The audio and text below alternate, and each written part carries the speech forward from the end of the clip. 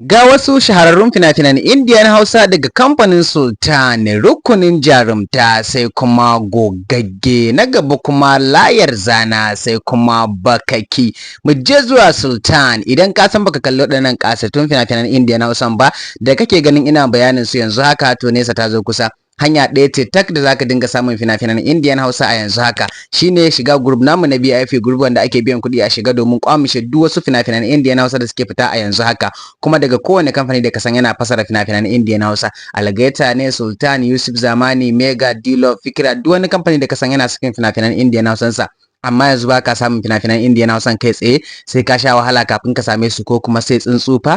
To gaskiya nesa ta zo kusa. Ka sauƙaƙewa kanka, kawai ka ɗauki wannan number ka yi magana bisa WhatsApp ka ce kana son shiga group namu na BIP group wanda ake biyan kuɗi a shiga domin kodimo da kowane fasara ya fita.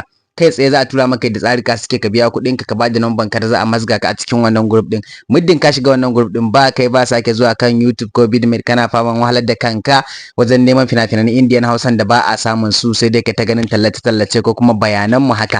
To gaskiya nesa ta zo kusa. Yanzu dai mutum kowa ya san cewa ba a samun sababbin fina-finan Indian Hausa ko kuma masu haske akan YouTube Vidmate. Amma yanzu a cikin group namu duk waɗannan fina-finan da kake ganin bayanin su haka yanzu daga gare ni, har ma waɗanda ba ga bayanin su daga gare ni ba, har ma fina-finai na da na baya, tsofaffi da sababbi, duk wanda kake so da zaran ka shiga group namu duk zaka gan su barkatai tamkar an zube domin ka. Sai wanda kake so zaka dangwala wannan kibiya ka saukar a wayanka, ko kuma ka kallaci duk wanda kake so ba sai ka saukar ba.